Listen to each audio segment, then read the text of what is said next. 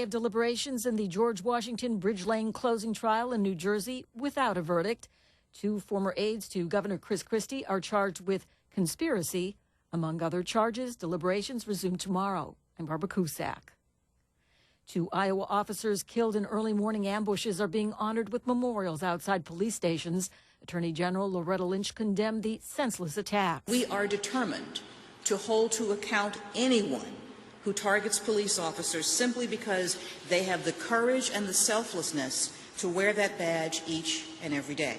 American companies added the fewest jobs in 4 months in October. Correspondent Scott Carr has the numbers. Payroll provider ADP says businesses in the U.S. added 147,000 jobs in October, a drop from the 202,000 added in September. The survey points to further layoffs by construction and manufacturing firms as partly responsible. The stock market extended a losing streak leading up to the presidential election. The S&P 500 fell for the 7th straight day, losing 14 points. The Dow was 77 points lower, and the Nasdaq gave up 48 points. I'm Barbara Cusack. At Discover, we believe anniversaries should be a time of celebration, not obligation. That's why we think annual fees are ridiculous. And now, just for giving us a try, we're going to give new card members a 1-year anniversary gift they'll never forget. At the end of your first year, we'll match all the cash back you've earned dollar for dollar. No caps and no catches, because we know if you try us, you'll like us. And that's worth every penny. Try it and believe it at discover.com/match. Cashback match offer only for new card members. Limitations apply. Hey, everyone. This is Life Tips with Geico.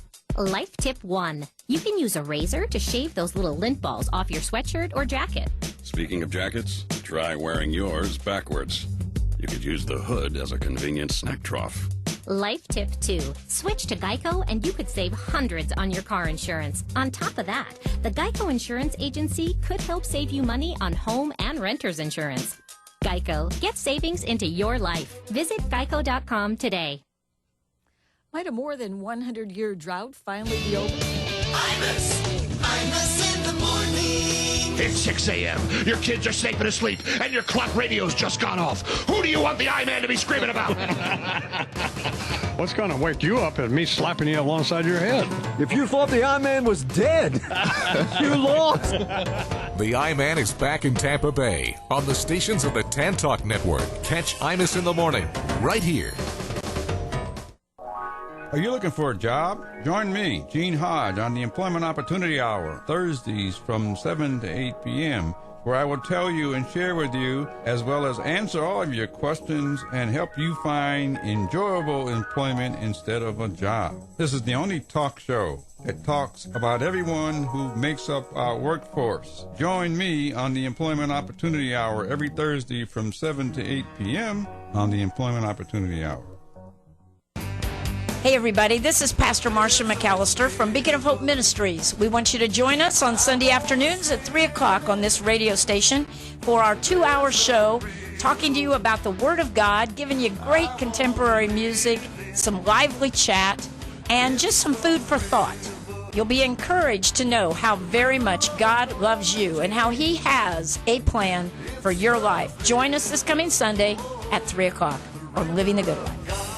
So what's up at an Iowa bistro like Pete and Jordy's? How about our famous pork tenderloin sandwich? Or maybe a taste of Mom's homemade meatloaf made fresh daily? They're always serving craveable classics from America's heartland. And make sure you join them on Fridays for their famous Friday fish fry, golden fried fillets, served with a pile of shoestring fries and coleslaw for only $9.49. Now that's Midwest hospitality. Pete and Jordy's on Gulf Bay in Clearwater and at 49th and Park Boulevard in Pinellas Park. If you would like to become a wholesale buyer of the premium quality longevity product that you hear about right here on the Tan Talk Radio Network for personal service, you can pick up the phone right now and call Lola at 727-441-3311. Again, that's Lola at 727-441-3311. Or for even faster service, log on to tantalkhealth.com. That's tantalkhealth.com. Here's to your health and longevity.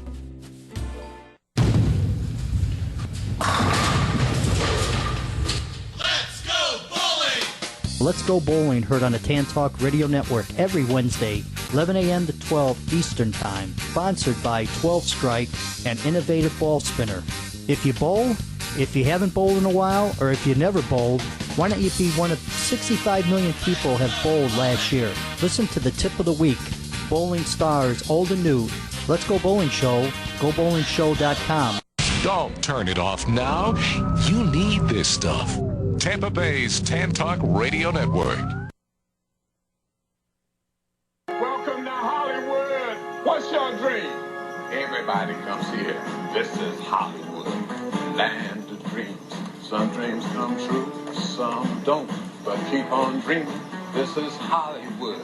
Always time to dream, so keep on dreaming. Hey, this is Vern Troyer, and you're listening to Don Reese's Hollywood Connections.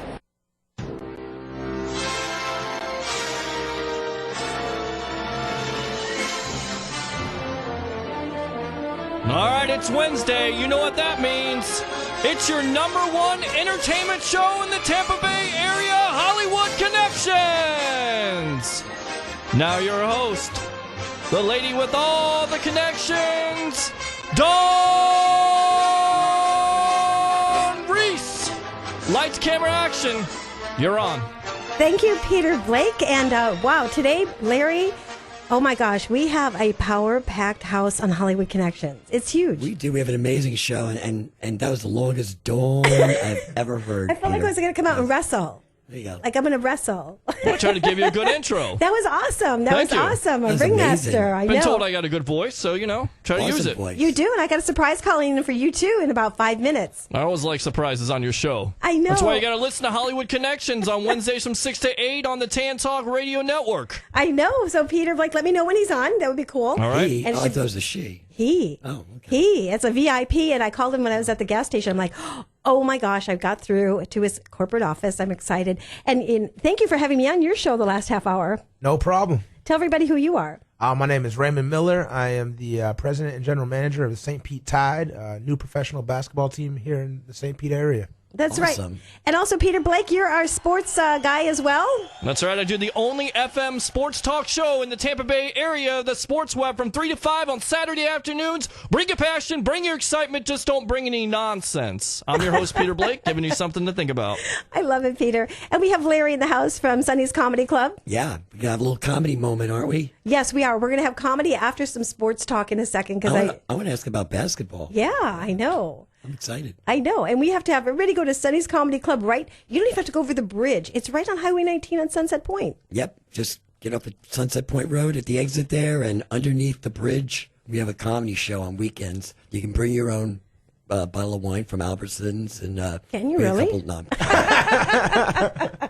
I gotcha. We'll get arrested. We don't want to do that. And then we also have our new reporter here. He's with us, and he's hanging on. But Peter, let's talk sports for a minute. You guys Larry, talk about your comedy show. Okay, well, we have a great show this weekend, as a matter of fact, up at Sonny's Comedy Lounge at the Sunset Point Cinema Bar and Grill. This weekend, it's a once-a-month special. We do it the first Saturday of every month, and it's our live comedy improv troupe, formerly the Charming Hooligans, will be there. Well, some of the members of the Charming Hooligans will be there. We had a great show last month on Saturday. Talk about what happened to my husband last week. Oh, well, okay. Let me talk about the improv just for another moment. Actually, this troupe is phenomenal. They performed there for over a decade, and they had a midnight show, and they managed to pull in over 100 people every weekend. Wow, after midnight. every weekend? Yeah, you're probably young enough to remember that. Have you lived in this area for a while? No, I haven't been here long enough. I've only been here for about 2 years. Okay, well, everybody from the countryside area that didn't have a valid ID came there to that's drink. where it was at. That was, so we had a packed house every weekend. It was like a cult following. It was amazing. And the kids got involved in the show week after week after week, and the performers were phenomenal.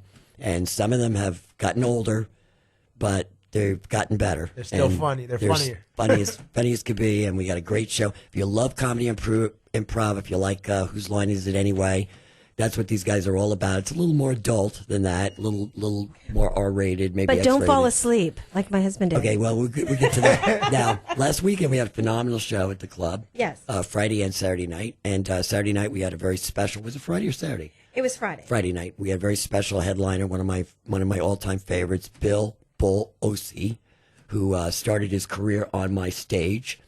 and we needed something memorable for him to take away from last week's show. Mm-hmm. So we asked one of the people in the audience if they would fall asleep and be out cold during his performance, which Dawn's husband obliged us. That's not an easy thing to do, is it? Just to make yourself fall asleep? No, actually, we didn't ask him. He just did. He worked really, really hard. But you know what? I have to go to this phone call because I've been waiting for this gentleman for many, many years here.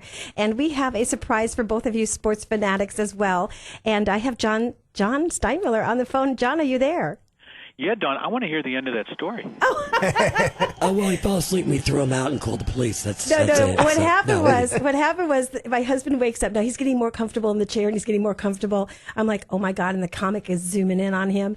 And then he wakes up and he goes, Don, why is that comic picking on me? I said, honey, you just fell asleep for 20 minutes. All right, that's good. Nothing spells comedy like passing out on the comic, in the second row where you can see you. Exactly.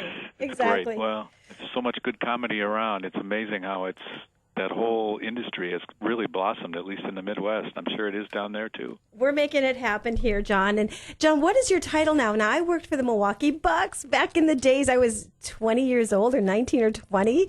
My goodness. And what is your title now? What are you doing there? I am doing Executive Vice President of Operations. I do a little bit of everything. At the current time, we're in the process of building a new arena. And a lot of my attention is actually going to the last 2 years in our old building. The next 2 years, while the building's being built, we're trying to maintain some really high standards in our old building so we can keep all of our fans coming, because there's adjustments in construction and parking and things like that. So I'm really focusing on the guest experience and making sure that our current building is totally up to speed so that when we move into the new one, we will not have lost any customers. Wow, that's exciting. I know I have 2 sports shows here, and I have them as my guest. And I know you have a question first for John. Oh, yeah. Hey, John. This is Ray Miller. I'm the general manager down here with the St. Pete Tide. All right. We're a new American Basketball Association team. That's okay. Yeah, we're starting play this season and bringing professional basketball to St. Petersburg. I'm going to be playing at Eckerd College, actually, on their campus. Great. So, obviously... Tickets available? What's the phone number? Oh, yeah. Tickets are available at stpetetide.org. All the information is there on stpetetide.org. You can buy season tickets, single game tickets. So, all right. Obviously, we're looking up to an organization like you and trying to build something, in the similar light. Obviously, not on that big of a scale, but the way that you're having to transition from one building to the other and maintain that fan base, that's definitely not an easy thing. My question, I guess, is just what kind of advice would you have for an expansion team or a minor league team or maybe a younger you? Well, I would, if you're starting out a team, I think it's really important to make sure you know the community, and then you go out into the community as strong as you can by building not only a fan base of season ticket holders and kind of deputize them to go out and talk about you at their Rotary meetings or whatever their community meetings are. Do a lot of stuff at the schools. Once you get your players in hand, make sure that your coach and your players are in the community as often as possible, not just during the off season, but even during your season. But reaching out and building that base of fans who get to know you, get to know your players, and the young people can benefit, whether you do a basketball clinic or you do a Q&A, whatever it takes. The more time you can spend in the community within, I don't know how far you'll draw from, but 25, 30, 35 miles, the more you can draw, the more people will show up and the more support you'll get. Oh, yeah, I totally agree. I appreciate that advice, and that's definitely been our mindset when we go out and do this. It's definitely grassroots approach and getting out in the community and trying to make an impact. I think if Dawn gives you a half-hour show once a week, that'll help a lot too. Yeah, we actually have our own show. It's called St. Pete Tide Radio, and it's right before Dawn's show. So we just had Dawn on there sharing some great stories about her days with the Bucks and was telling us a little bit about you guys. Are you sure you can talk about those? Or no, she kept it clean. No, this is when I got all that free stuff. That's what I liked about working the T-shirts, right? Nothing that'll get you arrested. Yeah. No. But I also have Peter Blake. He has a sports show. He is my engineer today, and Peter loves sports as well. And I know he's been waiting to ask you some questions. Peter, this is John Steinmiller. How you doing, John? This is Peter Blake, host of the Sports Web, the only FM sports talk show in the Tampa Bay area from 3 to 5. on Saturday afternoons for the Tan Talk Sports Network. Talk about your organization as a whole, those building blocks. You have an exciting point guard, 6'11", freak Greek player, and Giannis, and you also have Jabari Parker. Talk about both of those players and what they mean to your organization. Both of them are fantastic individuals. They're young guys. They have great stories to tell. Giannis came from Greece, literally. Played a little basketball there, played a lot of basketball there, but was living in tough conditions, really, and got the eye of one of our scouts, and we drafted him, and I think there were other people waiting behind us, but we were fortunate enough to get him, and he has just developed in his career so well that he has our fans all excited. He's kind of the face of the team at this point because of his energy, because of his willingness to play hard, to get better in the off season. So many good attributes off the court, combined with his talent. At 6'11", he's 222 pounds. He's put on some good weight.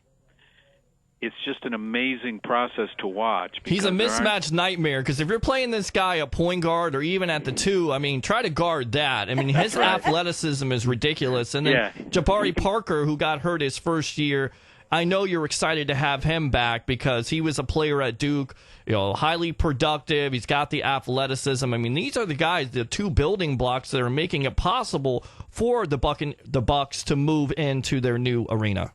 Right, and Jabari came out of Duke after his first year, but I can tell you that he probably got more out of his Duke commitment, not only on the court, but also the whole culture of the Duke basketball program is so strong in terms of building character, building integrity, building a commitment not only to basketball but to the school. It's just a fantastic. I wish every NBA player went through Duke and got what Jabari got in just 1 year. But he has recovered from a knee injury that was very disappointing his rookie year. Came back last year and had a good season. Averaged, I think, 14 points a game. And this year he's off to a good start, too. So those two guys are really the kind of the cornerstones of what we're trying to build. And speaking of cornerstones, you hire Jason Kidd. Talk about the thinking of that and what's the impact of him being added to that organization with his playing career and now being a coach of the Bucks. You guys are off to a 2-2 start. Again, it's early, but you can see that the improvement last year and this year they're only going to get better, right? Yeah, and I can tell you that Jason Kidd, his hiring came as we acquired new ownership. We have three individuals, Wes Edens, Mark Lazary, and Jamie Dinan, as well as a strong group of other owners and also some local ownership that really has combined to just grow our business, grow our franchise tremendously. And being in the New York area, they thought that Jason Kidd could certainly flourish as a coach in our market and with the team they're going to build. And he's been a tremendous asset to our younger players. He's such a good example of what a guard is in NBA basketball, and it has really worked well. He works well with the young players. He knows how to handle veterans, and all things said, I think we're very blessed to have him. Yeah, it's a natural fit. I mean, he's a point guard, he's a general on the court, and now he's a coach of that team, that upcoming team. Now, speaking of an upcoming team, we're down here in the Tampa Bay area, and we talk about the Orlando Magic. What do you think about the direction they're going in with some of their young players and free agents that they got in the offseason? Well, I think Orlando is always, it's such a great organization that they're always going to be ready. Everybody goes through changes. Everybody goes through building a team. And the one thing about Orlando is I think they've got solid ownership. They've got a commitment to the city. And they have, I think, a good group of young guys, just as we have had the last couple of years, that are growing year by year. And they're going to be a force. It's just a matter of how quick they can get there, and they can't rush it. Yeah, John, I have a question too, because I know some people that, like Peter, is such a great sportscaster as well. And I know John McLaughlin was one of your MCs for many years for the Milwaukee Bucks. Any advice that you can give Peter how to get with a team or anything like that? And is that something that you do or you can market somebody to? Well, yeah, it depends whether you want a career in sports talk radio or whether you have your eyes on announcing. Most of the analysts in radio and television are former players or coaches.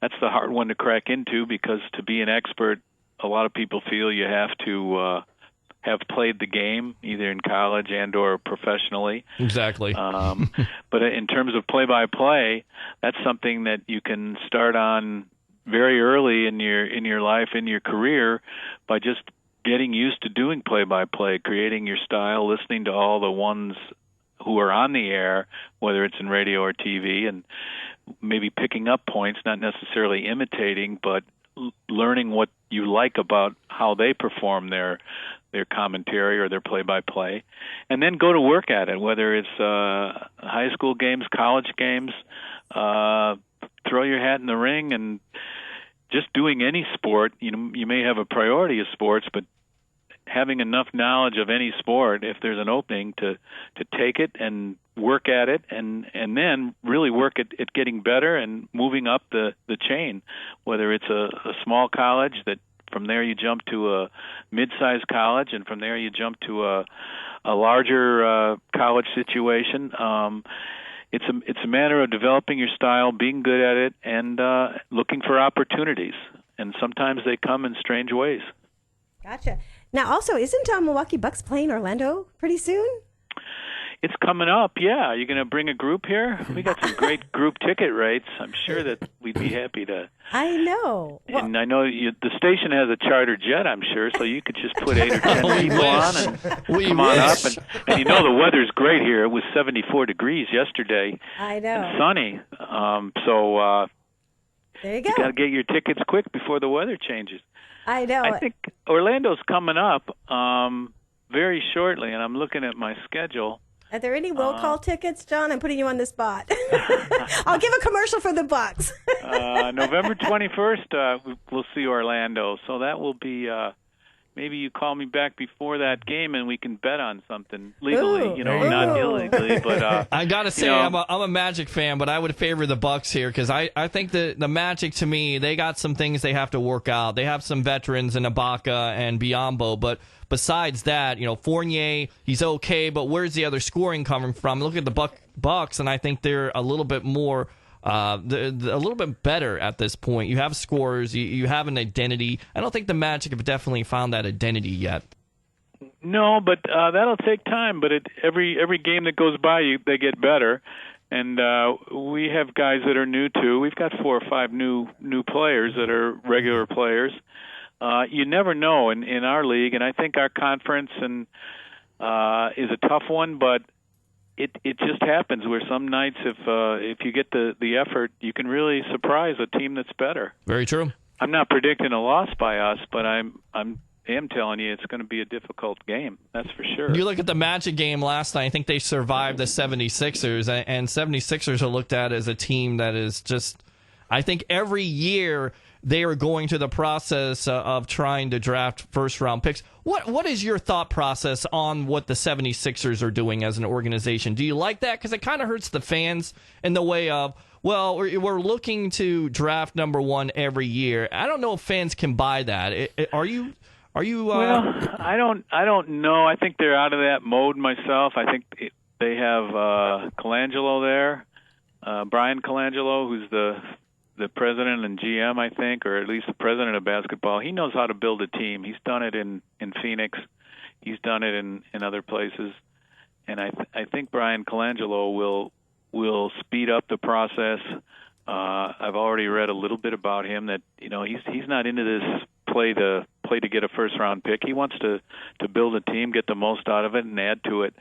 But you can spend a lot of time losing games, and it creates a pretty bad culture for your players because you don't want to be comfortable losing. But when lineups are different, or you're trying to just give players experience, sometimes it's a fine line to walk, and your fans do get impatient, and sometimes rightly so. But I think their leadership in Brian Colangelo is going to you're going to see some pretty good basketball out of Philadelphia. Now, I know the other sports guy here has another question for you as well. Yeah, it's Ray Miller again with the St. Pete Tide. I was just wondering, John, what about, like, we talk a lot about players and them reaching their potential and, different points in their career. And we just were talking about, as a broadcaster, how you have to move up the ranks from high school to college and Division I. What about, you as an executive? What has kept you motivated and hungry to get to that next level? And are you living out your dream job right now, or is there another level that you want to get out to? I've been living it out since it started. I started, I was 40. This is my 47th season. So I started my last semester at Marquette University in Milwaukee, Wisconsin. Okay. Which is a great school. Dwayne Wade? Dwayne Wade. It goes way back. Al McGuire as coach at one point. Tom Crean coached there. Really, just great basketball there. But I really was very fortunate. I stumbled across a job my senior year at Marquette, and started working for the Bucks in their third season. Oh, wow! And they didn't call it internships. You just came in and did what they told you to do. Yeah, it was an opportunity. Yeah, and it was an opportunity, and originally it was going to be like, they said, this will be 4 or 5 hours a week. And the reason I had even known about the job was that a friend of mine heard about it, went in and interviewed, and said, I can't make any money. I'm only going to work 4 hours a week.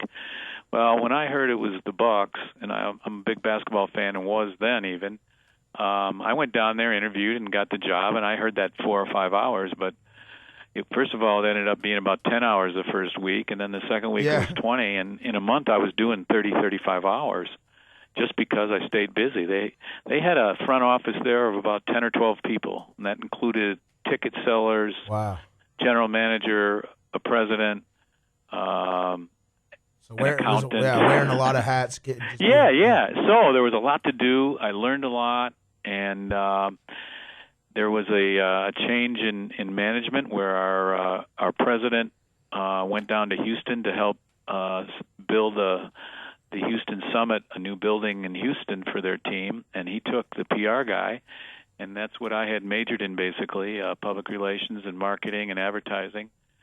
And I'd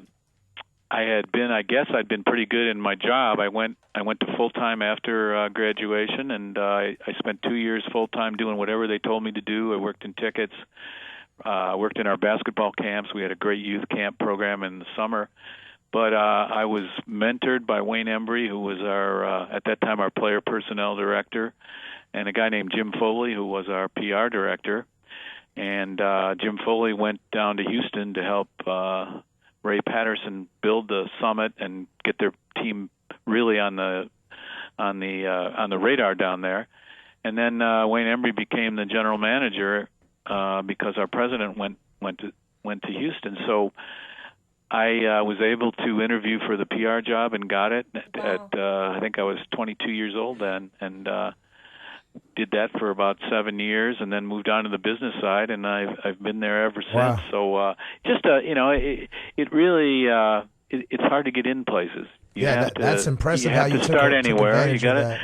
And for young people, if you start working now, if you're not an athlete or you're not on a team, but you're interested in getting involved in sports, you can first of all volunteer in your high school program.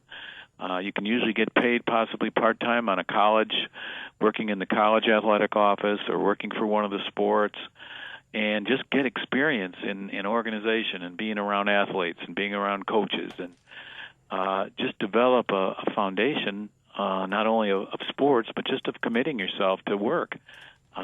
There's probably I might have 3 weekends a year or 3 weekends a season when we're not playing. So you're giving up Friday nights, Saturday nights, you're giving up Sunday afternoons sometimes. But if you love it, you're going to become able to keep moving up that ladder of experience and of commitment and of reputation.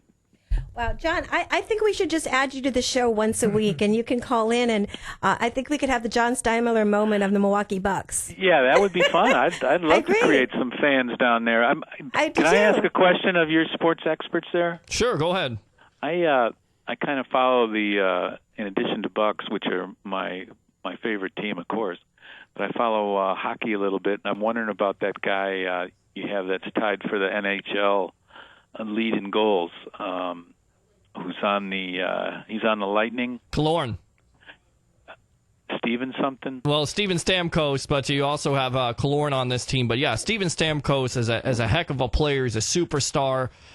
It was a great signing by the Tampa Bay Lightning. There were a lot of talking heads that believed that the Tampa Bay Lightning were not going to sign him. To get him in a Tampa Bay Lightning uniform and keep him for the duration makes this franchise the number one franchise in all professional sports, and according to ESPN. So really? Right now, yeah, the Tampa Bay Lightning are the team that everybody wants to be like right now. Steve Yzerman has built them, of course, and there's a Milwaukee connection here. John Cooper used to coach the minor league team. The Admirals, huh? Yes, that's correct. Yeah. And then he came to, I believe he was at Syracuse, and then he eventually worked his way with the Tampa Bay Lightning. That's great. He's been unbelievable.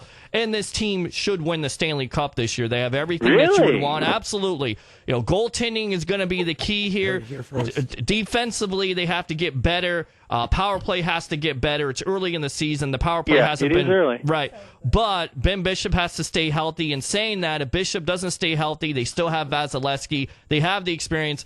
Mark it down. They're going to win the Stanley Cup this year. I say it every year, but this is the year. Everything is going to come together. They got Hedman signed. They got Kucherov in the fold. They got all these young superstars, and they got a kid by the name of Jonathan Drouin who's going to set it all up, who's going to make it even better for Steven Stamkos. You watch and see. Yeah, and he's right now I'm watching because he's tied for the NHL lead in goals with Anamisov from the Hawks. So we'll keep an eye on both of them, and I know Patrick Kane will be in that same hunt. Yeah, absolutely. And Killorn, there's another player down here that a lot of people don't know about. He's very underrated, and Alex Killorn, he shows up at the biggest moments. He's doing quite well with the Tampa Bay Lightning right now. What they're worried about is their power play hasn't been great, but they just absolutely smashed the Islanders last night 6-1. So they're back on the winning track. This team, look, they're so talented, but they fall into these type of places where they lose 2 in a row or they start out slow, but now they're starting. They have the depth, like I said. They have everybody that you would want to win a Stanley Cup. They just have to put it all together, and they have to be consistent. But John Cooper is the antithesis of what you want in a coach, a player's coach, and Steve Yzerman understands how to build a hockey team. And then Jeff Vinik, ownership-wise, he's the guy that everybody should take after in the Tampa Bay area, the Buccaneers, the Rays, because he's absolutely built this team up. This team was a laughing stock with a horrible ownership. He kind of got these fans back into the fold. He rebuilt this team. He got this fan base on board, and now they are the model organization of all in professional sports. Well, I hope they meet the Blackhawks in the Stanley Cup Finals. I hope so too, because we got a score to settle. Yeah, we got a score to settle. We because can you bet guys... on that one too. I got another question for you though. Sure. In addition to the Blackhawks, I grew up in Chicago. You're a Cubs fan, aren't you?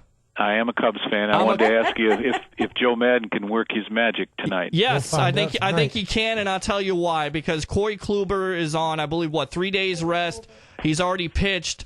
3 games, hasn't he? Right. But right now, the Cubs have the momentum. You can see it. Joe Madden, he's got this team relaxed. They went into that game last night. They were relaxed. Addison Russell came out of that slump. And the key is, with them adding the DH, and the guy escapes me, the name escapes me. Schwarber. You have Schwarber to that lineup already. Those guys are hot right now, and you have a guy that nobody's really talking about, and Hendrickson. He's going to pitch well. You have John Lester.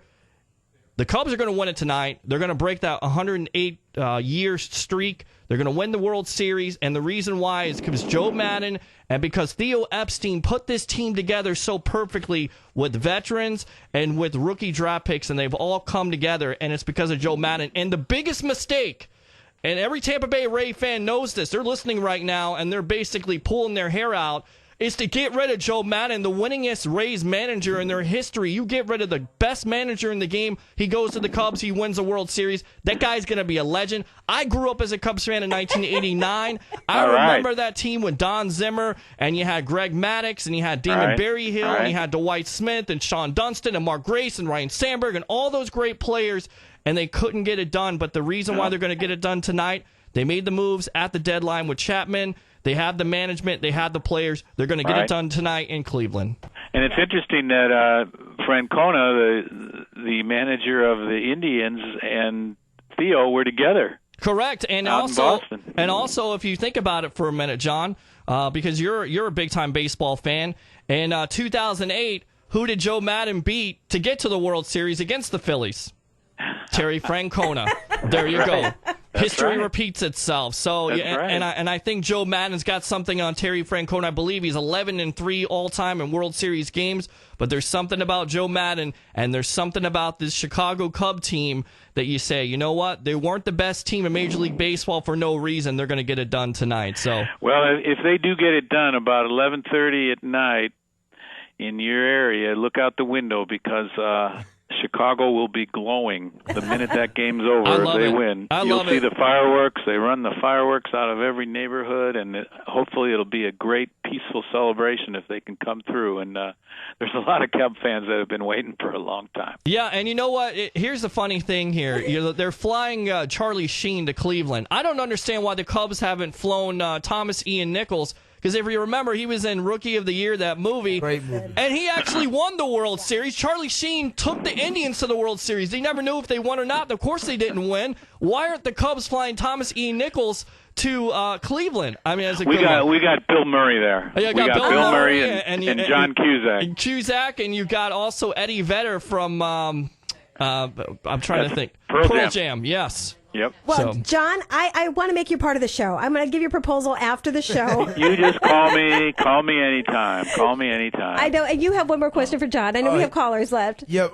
Just before I get off the air, John, this is Ray Miller again. I just wanted to, wish you guys a great season. I'm definitely going to be paying attention, and I appreciate you spending your time with us, and it's definitely motivational for me looking up to somebody like you. We actually have a tie to your team. One of our players, Pat Hoggabook. He's family members with John Henson, a local guy from Tampa. Great. So. Well, John's a fantastic young guy. Really had a good game. The last couple games, he's really come on, and we're happy to have him. And he's a fun guy to watch. He really is. So I'm glad to hear that. I'm sure John will maybe connect with him when we're down in Orlando. And we'll wish you all the best. You can really create a lot of good things if you can get your coach and your team together and realizing that it's just not what they do on the court, it's what they do off the court too. They can really connect and people be talking about it. Right, I appreciate that. Thanks a lot, John. Hey, John, before you go, I have just one question. Yes. Hold on. Yes, go ahead, Larry. Got time for one more question, John? Sure. That offer to have us come up and watch a game, you take care of us on some seats? We don't know. Oh, yeah, I'll get you the tickets, yeah. Awesome. That's the easy part. We don't have a corporate jet, but we got like this old school bus. Hey, we could do that. I got a Mustang, so I think I could travel up there with that. John, okay. it's been memory lane. I'll tell you, I still have dreams that I'm at the Milwaukee Bucks game doing my stats and cheering. You're a very good employee. You were very serious in your job, and you should be very proud. It was an exciting time then. We had great teams, made the playoffs 11 years in a row. I think you were part of the front end of that. I was. And it was great times. And now we're going to be in our third arena. You started out at the Milwaukee Arena, and then we went to Bradley Center, where we're at now, and then BMO Harris Bradley Center, by the way. Wow. And now we're moving over to a new building in a couple of years. So you were in on the early days. I know, and what a memory maker it was for me. John Steinmiller from the Milwaukee Bucks basketball, my hometown. And John, we definitely want to have you call back. I got some ideas. All right. Okay. Thank you. Thanks a lot, John. Appreciate it. You're welcome on the Sports Web anytime you want. There you go. Just give me a buzz. Dawn has a number. Give me a buzz. All right. Thanks a lot. Appreciate it. Thank you. Well, guys, that was a surprise. I know we went over. We have callers, we have comics, we have agents, we have producers. So what did you think about John Steinmiller? Oh, it was great just to be able to hear somebody at that level. I mean, you see what goes on the game days, you see it on TV, but you don't really get to hear that perspective from, upper management like that. So it was a great experience. Thank you. And when he talked about the schools, I'm in the schools called Be Cool, Stay in School. Okay. So what we need to do is take some of your players with us. I've got Great American Teaching coming in, some other schools. I've been hearing all about that. Yep. And so something like that was good advice to you. Yeah, that's great advice. We're working on a program. It's called Ballers and Scholars, where we're going to bring players into the schools, talk about the importance of education, and reward the students. Well, I've with got some something tickets, coming up so I'd November love to do 17th. something like that. We'll Let's definitely do it. get on it. Yep. Okay, Peter, what do you think? That's great analysis of his team and his organization. I like what he had to say about the Orlando Magic and the Tampa Bay Lightning. Of course, he's a Cubs fan, so you got to appreciate somebody that's a Cubs fan, because first and foremost, if you're a Cubs fan, you got lots of heart, and I like lots of heart. I like that, so I like him. That is good. I know we have a comic that's on the phone. Larry, tell us about the comic. We're running over. Is he still there? Is he still there? Let me figure this out here. I know we have Marty on the phone, too. He's a top agent. So thank you for being so patient, everybody, because that was a special call for you guys. You guys do a lot for me as well. So our comic, thank you. Thank you.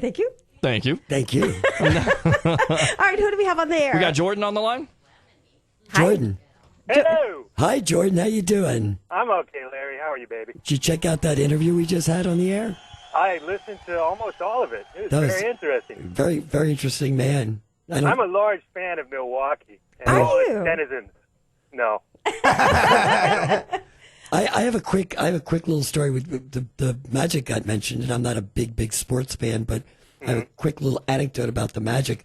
I represented a Sports Illustrator years ago, and her name is Julie Simmons. Okay. And she was phenomenal Sports Illustrator. Ooh. She asked me if I would represent her. I said, yeah, I know nothing about sports and nothing about art, so you got the right guy. But I did a very good job for her, but I got her an opportunity to send some work off to the Orlando Magic to become their Sports Illustrator when they first started the team. Oh. And unfortunately, she got beat out by Leroy Neiman. Oh, yeah. And she cried for 2 days, and I walked in and almost smacked her on the side of her head and said, do you understand you were just beat out by Leroy Neiman, one of the world's most famous artists right now, commercial artists, that being beat out by him is a wonderful, wonderful place to be. You're only second to Leroy Neiman. Well, he was one of our judges of the Mrs. America pageant back in 1982. Was he really? Is he, Is he crazy? I heard he was crazy. I remember those days, way back in the days. Is he crazy? I'm not going to say that. I just remember, vivid memories. Because at the risk of being sued, Julie Simmons was crazy. But that's artists, they're crazy. So Jordan's going to be at the Tampa Bay Comedy, right? He is going to be there Saturday night, aren't you, Jordan? Yes, correct, sir. We're going to be doing the episode 2 of The Fall of Television. And I'll tell you what, I was there for the first. Well, I have to be. And it was phenomenal. It was phenomenal. These guys had such a challenge because they were coming in years after we had an improv troupe there that was extremely popular. I mentioned it earlier in the show. I don't know if you heard it. And, I thought, boy, what a hard act to follow. And is this guy going to pull it off? And he had some new ideas and he wanted to change things around. And I was like, oh, no, I'm old. You don't change anything around on me. So conservative. And it was phenomenal. I mean, it was just phenomenal. They did a great job, and it's updated and fresh and new. And go ahead, Jordan, tell them about it. It is. Well, the show is based on improvisation. It's like short form improv, like Whose Line Is It Anyway? But rather than getting suggestions from the audience, like, where is this scene going to be set and that old crap, we're just taking 2.5 Men episodes and improvising them. I personally have never seen the show. I've never found myself in a situation where I have nothing better to do than watch 2.5 Men, so I've never watched it. So I found it interesting. Maybe I can explore 2.5 Men and why it was such a popular show without actually having to watch it or connect with it in any meaningful way. And I thought you were kidding. I thought you were kidding. I'm sorry. I thought you were kidding when you said that. I couldn't believe you never saw an episode, but yet we have an improv themed, with the show. And so you really never have seen an episode ever? Never. Funny show. It was a very funny show. All right. Okay. Well, we look forward to having you at the station one of these times as well. Give everybody your Facebook, your website, where they can reach you. Look for us, The Fall of Television on Facebook. I don't think we got our website yet. Crystal Gorgeous, who is our producer and handling all that, will be happy to get in touch with you and answer any questions you have. She's a lovely woman. Oh, nice. Okay. Yeah, if you go to TampaBayComedy.com, we have them on the schedule. There's the pages up there, or they can check Tampa Bay Comedy on Facebook. And if they have any interest in coming out to the show, we'd love to have you. It's a great, great show. It's a lot of fun. It's very addictive. Yes, it is. And it's going to be the first Saturday of every month at Sonny's Comedy Lounge at the Sunset Point Cinema Bar and Grill. And the phone number to call is 727-741-8014. Jordan runs the show there. Crystal's the producer, but Jordan's the host. And we got great guys. We got Bradley Gilmore, John J. Murray. We're going to have other people whose names I can't remember. Oh, God. Sarah Zimmerman, I think, and Nina Randat are all going to be there Saturday. And who was our special guest last week? Or last month? Last month, we had Chris Gorgeous sitting in with us, a former charming hooligan. Next month, we got a guy coming all the way from England. Mr. John Wilson is going to come out and play with us, along with Miguel Hito, who can't be there this week, unfortunately. Oh, awesome. Awesome. And just so people know, this week's episode is going to be Season 2, Episode 8, Frankenstein and the Horny Villagers. So that should be fun. Well, you know what? I know one of our young reporters has a quick question for you. Kelvin is how old again? How old are you? I'm 11 years old. 11 years old. He has a question for a comedy comic that he wants to ask you. Excellent. How hard is it to like for a comic to come up with comedy or? Is it real life stuff you're asking, or does he write it down? Is it everyday things? He wants to know how you come up with your comedy. Well, like most comics, I just steal from former comics and the great. No, that's not true. Don't do that, Kelvin. Don't steal jokes. Comedy writing is difficult. I tend to thrive more on the improvisational side, where the pressure of being on stage with nothing prepared forces you to be funny. I find that when I sit down and try and write stuff, I get bored and distracted and play video games. So, that's how it works for me, Kelvin. Kelvin, I have to tell you that this improv is one guy delivers a line to the next guy, and he's got to come up with something funny, and it all has to come back and be part of the theme of the story and have the other guys work. I mean, it's phenomenal pressure. It really is. It's tremendous pressure. Although there's a safety path. If you get stuck or you can't think of anything to say, you go to poop every time, Kelvin. That's good advice for you. If you're stuck for a joke, go to poop. Yeah, poop jokes work all the time, every time, right? Every time, dude. Well, we want to thank you for calling in. I know we went over with our major VIP guest as well. Everybody's a VIP guest on Hollywood Connections. And Jordan, thank you so much for calling in. And we do have a top agent on the line. If you want to stay on for a second, let's keep Jordan on. Let's put Marty on. Marty is calling in to talk about some of the things that he has been looking for in the entertainment industry. Marty, thank you for waiting. How are you doing today? Fine. How are you, Dawn? How's everyone? We're good. We're excited. We had Memory Lane with a top, Milwaukee Bucks president on from basketball. So, of course, I have two sports fanatics here that I have shows, and they, of course, I open the door, and it's like me interviewing a movie star for like ever. I'm like not going to let them go. Okay, that's good. So we hear that's very good. We hear a beeping in the back. Was that a? What was that? That was me. Sorry. Okay. Well, Marty, what are you going to talk about today? Well, today I thought I would leave an open discussion for all the people that are listening in that have questions that they would like for me to answer, any venting concerns that they have. I'm sure we all do. I mean, everything can't always be positive and informative. Sometimes you just need to let things out. It's very therapeutic. It helps people, believe it or not. It does. And, in my case, for instance, I'm just a little flustered and a little frustrated with some of the unprofessionalism that continues to go on here in South Florida. Even with all my efforts that I put to step forward in order to educate them. Because the thing is, you don't want to reprimand someone and just not tell them what they're doing wrong. Just like in life, if you have good intentions for an individual, if they're doing something wrong, you may want to say, hey, you're doing this wrong, but however, you may want to approach doing it this way. So they can become better people, better professionals, whatever. It's just gotten to the point I'm just like really, really frustrated with a lot of the stuff that continues to go on in South Florida. It's just, it just has to change. Let me ask starting with the do we still have Jordan on the phone? Yes, I'm here. Jordan, this is Marty. He's an agent. Do you have an agent? I do not. Well, where are you located, Jordan? I'm local here in Pinellas County in Clearwater. Okay. So, Marty, my question is, I know you're talking about talent in real open call. You know, do you accept comics for your agency? I accept everything because, like I said, before previous podcasts, I sometimes get comedians, belly dancers, everything. Anything you can think of, I always get. Drag queens, screen queens. I even represent screen queens and hard, icon actors. Everything you can think of, I represent pretty much. So, yeah, absolutely. What about sports? Let me ask you, Jordan, do you have any concerns, any questions pertaining to the industry or anything you want to vent regarding the industry? Why has the industry forsaken me?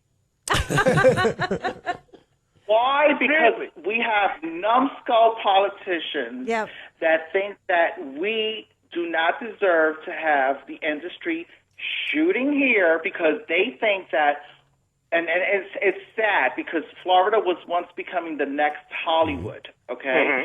And they think that us professionals in the industry, if we really want to venture into the entertainment biz, we need to be in L.A.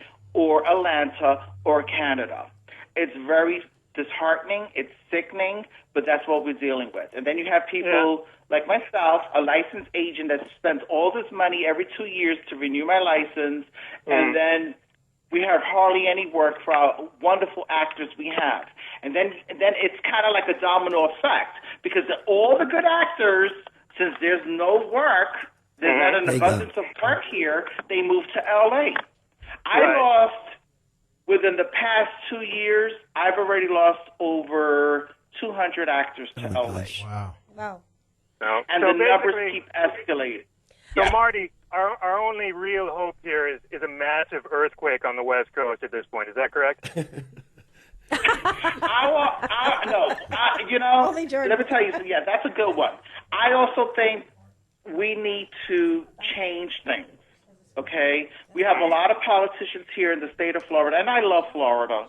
Trust me, I've been living here for over 14 years. I'm originally from New York, and I love Florida. I love the weather. It's beautiful. I just love Florida. And it saddens me that we have a bunch of knuckleheads that are politicians here, okay? And I think a lot of the problem is that people just do not care to vote. If people went out and voted, things can change. People need to research. People need to read. People need to make a stance. And how do you do that? Going out and voting. Marty, voting is coming up next week. Can you recommend politicians that will help Florida get the entertainment industry back? That's a good question. I know that Rick Scott needs to go. That's for sure.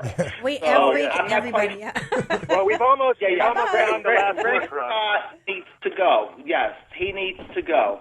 He needs to go, like in the Apollo, when someone does a horrible job and they kick them out with that huge cocaine. He needs to go. Yes, he needs to go. I don't know why people keep reelecting him. Is beyond me. Okay, I know when I voted, it was I forgot who was his opposition at the time, but I did not vote for him. Wasn't it Charlie? But unfortunately, he keeps being re-entered into politics and as one of the politicians here for the state of Florida, which is beyond me. I have no idea. So yeah. Also, too, is we have a gentleman here that has another sports show as well. He has a question for you. Yeah, hey Marty, my name's Ray Miller. I'm general manager of the St. Pete Tide. We're a minor league basketball team here in St. Pete.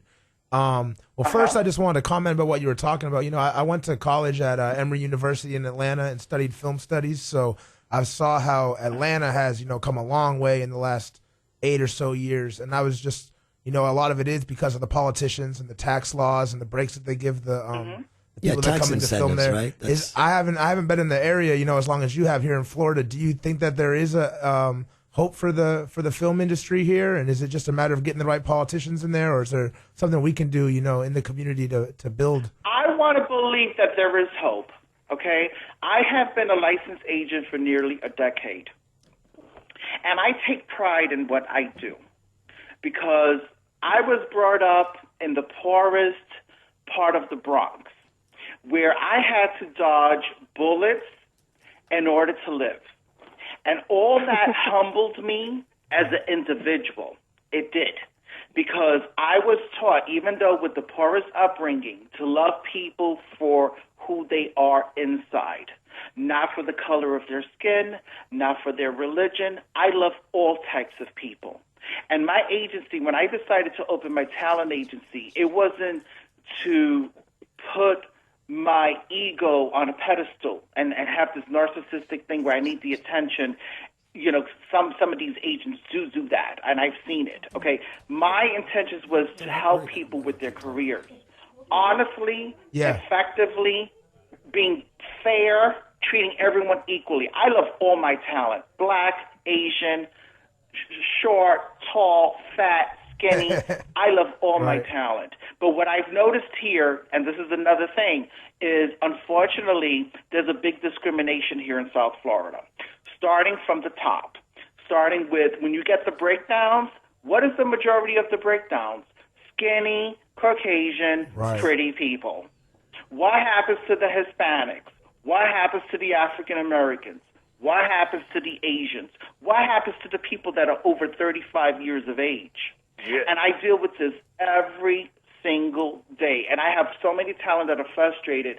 Gee, I'm too old. Gee, I don't fit the criteria because I'm not, I'm not Caucasian, or I'm not this.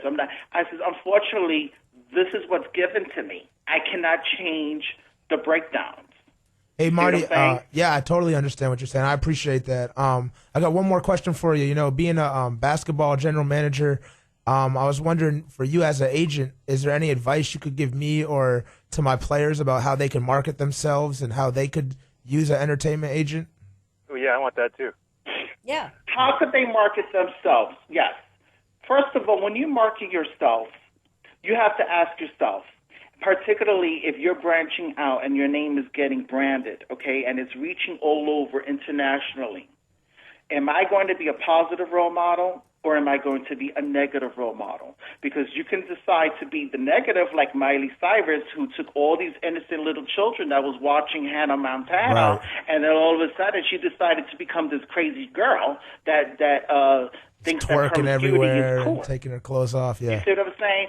So she kind of like, instead of working it to her advantage and doing something philanthropic, she's used it for negativity. So I think a big portion is you have to ask yourself, if I'm going to brand myself, is it going to be for positive or negative? And I think when you, and this is a spiritual thing that I'm speaking of now, when you brand yourself to something positive and higher and you helping people out there, I do believe you will be blessed. You will be blessed threefold. So when you help people without ulterior motives and you're generally doing charities and all that stuff, and you've made it as an athlete, since we're talking about athletes right now, okay? I think a big problem with athletes, and I'm going to tell you straight up, is some of them need to eat humble pie. A lot of them, what they do is they become filthy rich and they forgot where they came from. Yeah. They don't visit their neighborhoods. They don't give to charity. They don't reach out and give positive messages. All they do is they show this, oh, I'm filthy rich, and yeah, I live in a huge mansion. It's not enough. Yeah, you got to stay grounded. Well, Marty, I know you have to stay grounded. Yeah. That's okay. Now we have 1 You minute. have to stay grounded, and you want to reach out to people. That's the thing, in a positive way.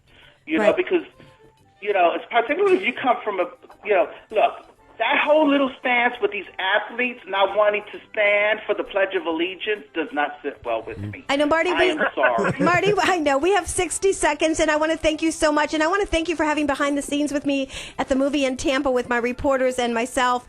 We're looking forward to that. Maybe you could help me do camera. Absolutely. Yeah, they're looking forward to seeing you next week.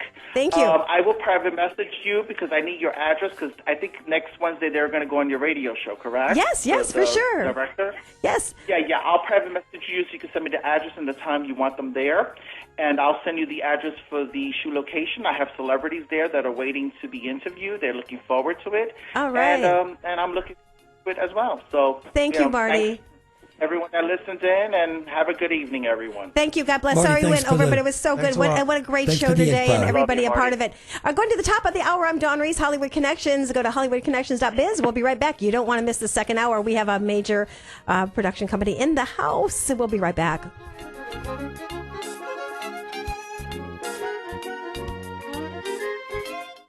WTAN, Clearwater, Tampa Bay. WDCF, Dade City, Tampa Bay. WZHR, Zephyr Hills, Tampa Bay.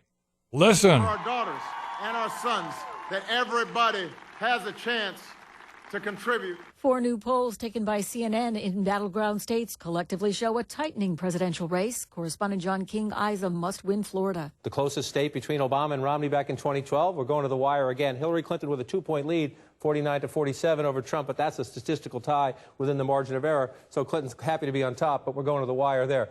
The Federal Reserve is leaving interest rates unchanged just days before Americans choose a new president. The Fed has hinted it will likely raise rates at an upcoming meeting. Analysts and financial markets anticipate a rate hike in December. On Wall Street, stocks extended a losing streak. The Dow dropped 77 points. I'm Barbara Cusack. A suspect is in custody in today's shooting of 2 police officers in Iowa. Police say a 46-year-old man ambushed officers as they sat in their squad cars. It doesn't look like there was an exchange of conversation. There definitely wasn't an opportunity for these officers to defend themselves or respond to the attack. Sergeant Paul Perizek says Scott Michael Green flagged down an officer after the shootings, handed over his ID, and told that officer to call police. I'm Alan Skaya. Police are treating the burning of a black church in Mississippi as a hate crime. The vandals spray-painted "Vote Trump" on an exterior wall, which authorities viewed as an act of voter intimidation. Correspondent Brian Stelter says expect to see the presidential candidates take advantage of a large TV audience for Game 7 of the World Series tonight. Millions and millions of people are tuning in for the World Series, probably about 30 million viewers tonight. It's the biggest opportunity these campaigns have left to reach a lot of eyeballs all at once. And, of course, it's the Cubs and the Indians facing off in that deciding game of the series. I'm Barbara Cusack.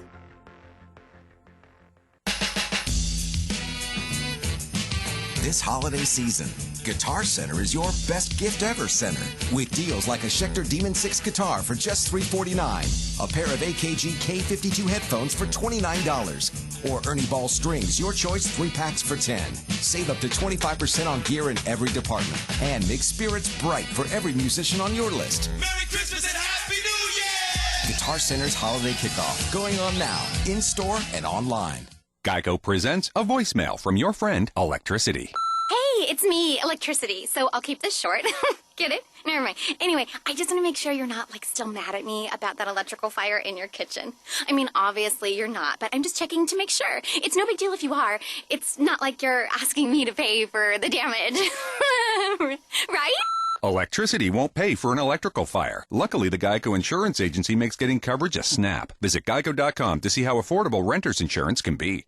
Are you a writer, inventor? Do you have questions about your intellectual property rights? Well, tune in every Tuesday and Thursday morning at 11 o'clock for Joy on Paper. Once a month, I will have a special guest, the writer's legal eagle, Bill Larson of Larson & Larson, who can answer your questions. Protect your valuable work. Email me your questions to patsy.radio@gmail.com and then listen in every Tuesday and Thursday at 11 a.m. right here on Tampa Bay's Tan Talk Radio Network. That's patsy.radio@gmail.com. Hi, this is John Austin, host of the Book Club on the Tan Talk Radio Network. I spent 35 years in publishing, and today I want to tell you about a book that could change your life. The book is No Cash, No Problem. The author is Dave Wagenford. Dave Wagenford is one of the greatest barter experts in the world. He's bartered over $500 million in goods and services. If you want to remodel your home, but the cost is just too high, or maybe there's an automobile that you have dreamed of owning, but thought you just couldn't afford, well, this book will allow you to do both of those things, plus hundreds more with little or no cash. Maybe you're a business owner with a cash flow problem that leads to low or non-existing profits. Read this book and see how you can increase your cash flow and your profits by time-proven techniques. The book again is No Cash, No Problem, and you can buy it now online at www.tantalknetwork.com. Click on the book and follow the instructions, or pick up the phone and call Lola at 727-441-3311. The book costs only $6.99, so do yourself a favor and buy the book today. Check out Sports Legends, the newest sports bar in Clearwater with over 50 60-inch TVs and a large menu with upscale options. Don't miss the weekly specials. Monday, 50% off wings. Taco Tuesdays for $1.25. Burger Wednesdays, half-pound burger, $6.99. Cheesesteak Thursday, $6.99. And Fajita Friday. Sports Legends is located right across from Bright House Field on the corner of Drew Street and US 19. Visit them online at sportslegends.biz and join the email list to get a $5 off coupon towards your next meal. Drink responsibly. Are you looking for some great restaurants? For some great wines? Where are the great chefs? Listen to Dine Out Radio, heard every Wednesday on the Tan Talk Radio Network. 12 to 1 p.m., we'll tell you where all the great events are. We'll have Food and Wine Magazine and Bon Appetit Magazine. We'll have their editors and writers on each month. And maybe we'll throw in a couple surprises. Check out the website, diningoutradio.com.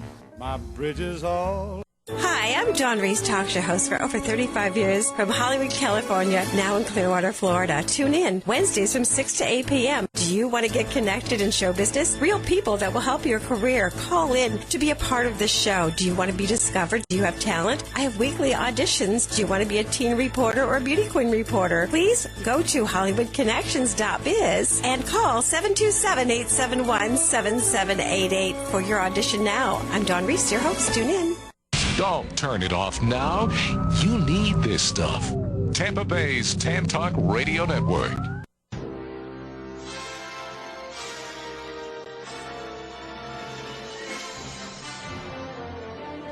All right, you thought we were done, but we're not done. Your second hour of Hollywood Connections with Dawn Reese. Take it away. Thank you, Peter Blake, and we are back. The second hour, Hollywood Connections. You can visit HollywoodConnections.biz, see what we're doing. And I am super excited in the house today. I have Blue Water Media. Andy is here. You are the CEO of Blue Water Media. That's correct, yeah. Wow, I've been hearing so many great things. I mean, there's so many things happening over with your production company. So we're going to kick it off in just a second. And then Ingrid is here with her husband that's an actor. Yes? Right there at the mic. Glad to be back here again. I know, and your event was amazing. We went to your foundation that you had on the red carpet. Yes, we had a red carpet event, and it was for one of the films that Kenny's doing, Kenny Ray, for Lima Films. It was called Always Live, Laugh, Love, and we had a good turnout, and Dawn was a hit. Yeah, I was on the red carpet. I was interviewing. I did. And she caught me and said, Ingrid, come back on the show. And I said, what am I going to promote? She said, oh, you'll find something. Yeah, stay tuned. We got something really coming up on the Dawn holidays. lives on the red carpet. Yeah, really, really. I should get one for my house. Yeah. A little red carpet for I'm the surprised holiday. you don't have one already rolled out every time you walk through here. That's so funny, Peter. I was a flight attendant. I had a blue carpet. It's nice. It's funny. And we also have you are? Yes. Yes, your name. Tell everybody your name. You're live on 5 stations.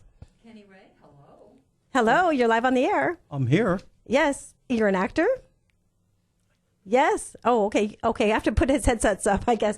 Okay, we'll be right back. Okay. Oh, it's not working. Oh, that's why. Okay, it's not working. Oh, I was okay. gonna- I His gotcha. name is Kenny Ray. He's done a few movies locally with some production companies locally, and I guess they'll get the headsets. Yeah, Peter's fixed coming. And get it done. Right. Nothing like live, right? Exactly. It's live. So while Peter does that. So anyways, Andy, so tell us all about Blue Water Media. Well, Blue Water Media, Blue Water Studios, over right in the ICOT Center.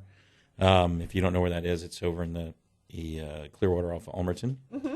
Pretty good 33,000 square foot studio there, 2 big stages, indoor and outdoor sets. We do a ton of creative work for a variety of brands all over the world, as well as create content for online digital content, commercials, infomercials. The studio itself, we rent it out all the time to different groups. Just put in a brand new 4K 60p control room, so handle up to 20 cameras in there at any given time, recording multiple devices of raw footage, so you're able to take it into post and do what you want to. We're working on a lot of different opportunities. Our goal over here is with Blue Water is to bring business to this market. That's awesome. And it's been a challenge year after year after year to see how we grew it. We literally grew the business from 300 square feet to 33,000 square feet in 3 years. Wow. I have to go over there and sit down and do another interview with you as well. That would be awesome. And Yeah, see the come studio. over anytime. That's a blast, man. We just had a crazy Halloween party for anybody that was there. I saw that online. I was like, oh no. way too late. But you know what? A lot of people, like the gentleman that was here with another sports show, his background is production and media as well. Do you are you looking for people that do camera work and hire them as well? If you're, does that happen too with your... We hire a lot of freelance. We do have a ton of course, we have a full-time crew, DPs, editors, 6 edit suites, animation in-house, and a full digital team creating digital content, websites, everything at the same time. Mm-hmm. But yeah, even though we're converged and we have a lot of technical skills and a lot of skilled staff and team members over there, we're always looking for good freelancers and guys that know what they're doing. I think this community, it's hard because it kind of grew. Somebody earlier on the radio was talking about with you guys how it grew initially here in Florida. And then with the incentives going to Georgia, a lot of the talent took flight. That's right. So we really set our grounds and focused on the commercial because this market's strong for commercial, and then really you're able to keep some of that talent here. Mm-hmm. So. What about talent? Because a lot of actors are listening to the show worldwide and all over Florida. They want to know, hey, you know what? I don't have an agent, or I have an agent. Can they send photos over to you with their resumes, or is that possible as well? Yeah, absolutely. We have actually a talent agency that we also operate in-house because we're having the same problems, finding the good talent and being able to get that on a regular basis here in the market. So Talent Pool, you can check out Amy Howell over at Talent Pool. And I know, I've been trying to get Amy on the show. I was like, okay, I see the connection now. I gotcha. But constantly, we're in a constant search for it, and we bring talent in from all over the world for any given shoot that we may be doing, and then. Of course, we've grown and developed a lot of local talent and really try to help them become, coach them and direct them and become a lot better at the craft. That's amazing. Now, I see you have a lot of workshops there too sometimes, and special guests that come in. Well, who's been there? Kind of give us some idea. Oh goodness, you put me on the spot on that one. I know there's been a list. I was kind of seeing over and over. They had different film directors coming in. I see and. Tony from Sunscreen pops in once in a while and sets some things up with you, I think. Yeah, we've had a few events with him, and so we're constantly looking at development programs. So we'll do a lot of educational stuff over there to help people get going. And we do partner with a lot of groups, and certainly with Tony on... Tony Armour? Yeah. Yes. Oh, he's a good friend of ours. Oh, he's a good guy, too. Yeah. It's about putting together with him what we're trying to do with the Film Commission and all that is really try to put together an opportunity to build the business here and help. Yeah, it's hard here. Yeah, but I think the big trouble is getting local filmmakers and local talent to stay here and make it here. Mm-hmm. That's the hardest part. And when the tough gets, how's that go? The tough gets going, the going gets tough. That's it. The going gets tough, the tough gets going. There you go. Right. Now, I know Peter, my producer here, he's a sportscaster as well, and he's been trying to get back in the business himself. And I'm trying to get into the business. I never had a TV job before. Well, I meant for TV and film. Here's our production company. Yeah. Do you ever hire, are you looking for people that do sports or anything, or has that come by? It's funny you say that because I came from a sports background, so I did a lot of time with, doing shows for ESPN. And oh, really? And back when it used to, there you go, Peter. Before Fox Sports Net back in the days. Versus Network back in the day before. So we developed a lot of sports content, did a lot of sports shows, everything from the X Games and the rec shows and the Whiteout shows from those guys to documentaries with Von Lindell. So we've done a lot of sports and been very well connected on that side. What if I told you that this guy right here can do his own camera, write his own scripts, edit his own stuff, and has never had a TV job before, has never been in front of a camera before, but has worked his you-know-what off the last 4 years to get better at it. I showed you my stuff, you'd be like, wow, I don't understand why you're not on TV. And it comes down to getting a break. So. And what's the name of your company? The Sports Web. All right.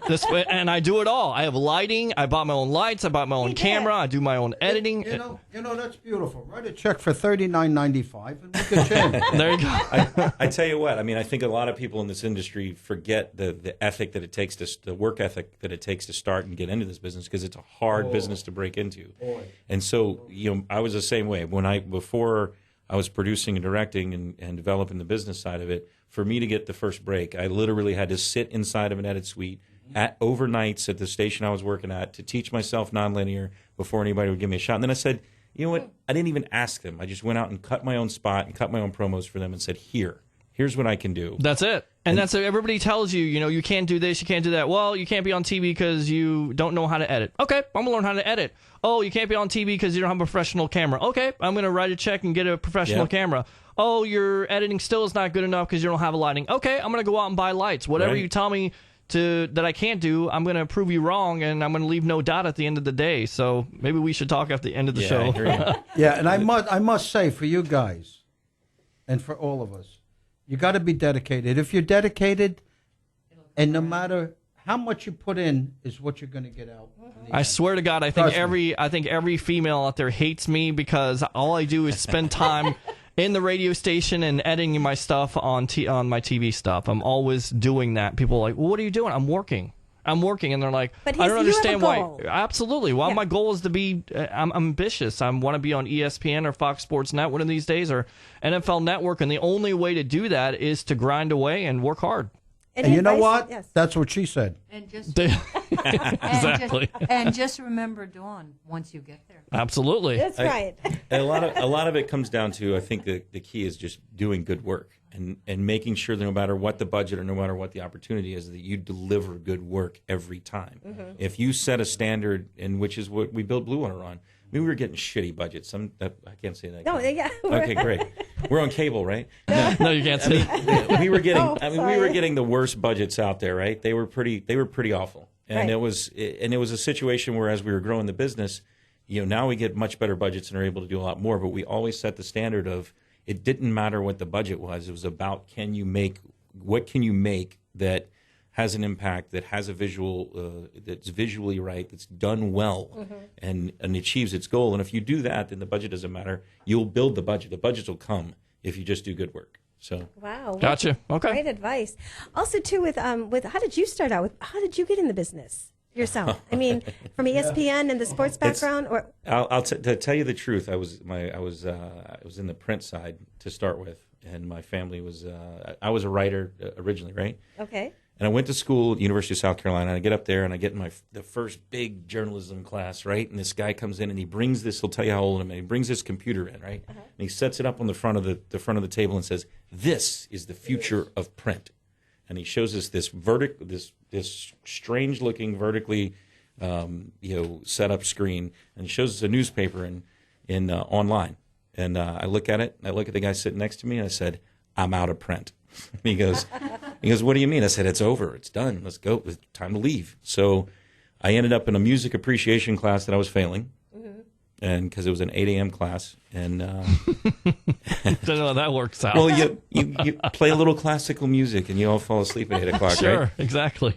And so I finally, I'm sitting there, and the professor comes to me and says, "Hey, you know what? You're not doing so well." I said, she goes, "But I have an opportunity for you. If you run lights and sound for this event that I'm doing, then I'll give you a C." I said, "I'll run lights and sound if you give me a B." And she said, "Okay." So I ended up doing lights and sound. I'd never done it before. Wow. And right there I saw it. I got it. It was when you start to add the visual and the dynamic to the words, for me that was breathing air. Wow. So from then on out, it was just finding opportunities from, one of my first big opportunities was at CNN. And I literally went to Talk Back Live, and I'm in the studio audience at Talk Back Live, and the producer comes out afterwards, and I walk up to the producer and I say, "Hey, I'm going to come work for you." And I was probably 20, 21 years old, and she goes, "That's awfully arrogant and presumptuous." And I said, "Yes, it is, but it doesn't change the fact that I'm going to come work for you." So she hands me her card. 2 weeks later, I'm in Atlanta.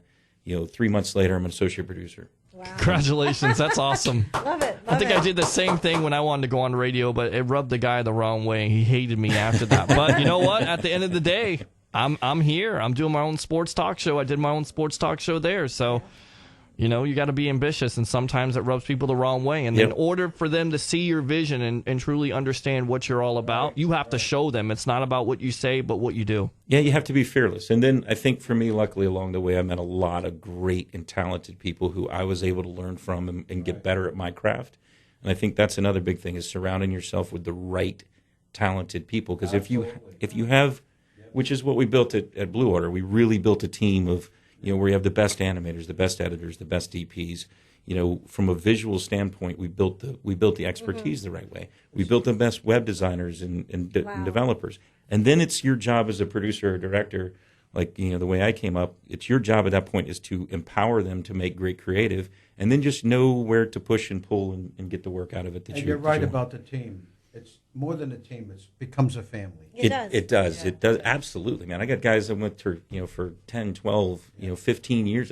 My business partner, Brian Fasulo, we've been working together for 20 years. Sports. I almost interned for that guy. Hey, right on. Yeah. Is he Over that, at 1040. Is he that Jewish? Long time ago. Is he that Jewish guy? No, he's definitely an Italian. Well, I know I'm going to get calls afterwards too, Andy. They're going to ask me, are you hiring for anything over there right now? Any open positions? Look, we're always looking for talented people. I mean, Mhm. constantly. So you can always send your resume. Just go to bluewatermedia.tv and or email your resume to info@bluewatermedia.tv, and we'll get it. And we're always constantly collecting. And quite frankly, we look for talented people, and then we look for the people with the right head on their shoulders, Right. which is far more important to me than experience or anything. If you're wired right and you got the right attitude, You're right. you'll be successful. Right. It's just a matter of, and then sometimes you find the guys that are wired right and they have incredible talent. Like you're like, I can't even believe you made that. Mm-hmm. That sounds like me. Do you ever the people that you have working in your quote unquote team? Yeah. Do you ever let them go and do their own thing with other people, or just in your studio? We collaborate, but the core team, we don't freelance out. We don't, anybody who's on our staff doesn't freelance out, but we work with a lot of different producers and directors on a constant basis. So if somebody is looking for either a DP or an AD, Yep. whatever, you would be able to help them out. Yeah, they can shoot. I mean, our guys shoot for stuff all over the country all the time for different producers and directors, right? So it's not what we built over at Blue Water is we built the producer's tool. The problem in this market is making a studio work here, and I've attempted it multiple times. But to make a studio that size work here, Mhm. you can't count on rentals here because the work's not here. You can't compete with Georgia. You're not going to. You don't have the incentives to bring them down. So from that philosophy, we built all the tools a producer or director needs to be able to come in and create, from beautiful indoor sets, outdoor sets, to all the gear, from all the camera gear and everything that would be necessary, to the talent necessary to do it, to really deliver it from the beginning all the way to the end, which quite frankly was just the tools I needed to do my job. Wow. And it's a benefit to everybody else. Would So, you collaborate with another studio? constantly, yeah. Yeah? Constantly we do partnerships and collaborations. I mean, the biggest thing I think we need to do in this market, and the challenge we all have, is To work together. Yeah. Is to work together. Yeah, and bring people And together. And then that's why we we talked about our Halloween party. That's why we throw that party, is to bring the community together. And the more we can do and use the facility as an incubator to get the film and television and digital arts industry going here and keep it fueled right, that's what it's about for us. I'm tired of seeing people move to Atlanta, man. Right. I'm sick of it. And it's frustrating, but I see the reason why they do. If you can make $120,000 in Atlanta as a grip, if I was 20 years old, I get it. You'd go for it. I get it. I mean, I got one of my best friends, one of the rigging gaffers up there, key rigging gaffer, and I mean, he does very well on Guardians of the Galaxy, on movie after movie after movie, all the Marvel movies. He's worked with Spielberg. I mean, and he came out of this market and left. Wow. Because the work wasn't here. I think we should leave. And that's how I felt. That's how I felt to a certain degree, because I've been told, over and over again, because you don't have the experience, you're not able to work in this market. Radio, I was very fortunate, but TV is just such a different animal. And they say, look, if you don't have the experience, you have to go somewhere else. And because you've never been on TV before, you're basically forced to go to a smaller market until you get that experience. So. I know it's tough to break it on that side. My co-host isn't here today, Yvonne Madison. She's an actress. She's 80 years old, and she's amazing from New York. And I know she's going to want to have you come back as well. I'm going to keep you here for a little bit. I hope you're okay. Oh, cool. Awesome. Well, also, too, is in the meantime, I've got some news for you. Ingrid, you've got some news to tell us what's coming up December. Yeah, we have an event coming up at December 10th at the Feather Sound Country Club. And we're flying out 3 of the stars from General Hospital. Will DeVry, who plays Julian, Donald Turner, who plays Curtis, and Ryan Peavy, who plays Nathan. And it's on December 10th. It's going on from 1:30 in the afternoon until 10:30 at night. We have 3 separate programs going on. The doors open at 1:30. and that will be the doors open. We will have some vendor tables, and we also have a photo shoot from 2:15 till 3 o'clock, 3 to 6. We will have a meet and greet, general admission, and from 7:30 until 10, we're having a cocktail party. Ooh. And it's very sounds weird, but very hands-on with these guys. Is that why you called it Holiday Heat? Oh, yes. Oh, yeah. And they're all hot. And we haven't met the Donnell or Ryan, but Will DeRye, we've had him a few times. He is actually the grandson of DeRye University. Interesting. Wow. Yeah, Right. so he took a totally different direction, which with the first time I met him, or we met him when we brought him in the first time, he's been here a few times. He said that I never thought that I would go in this direction because of his family history and background with the educational and all that. But he's a very sweet man, and he's going to be here. And it is hands-on to the point of where you can bring your own camera, even though we have a photo shoot that you can pay a little extra to get professional photographs, but you can bring your own your camera, or either that or your phone. You can take pictures and get a kiss and a hug, and it's just very hands-on. But it's interesting. My mother used to say, when you get older, Dawn, these are things that come to mind. She goes, you're going to look at some photos like in a magazine, and she's going to go, you're going to wonder, they look like my sons.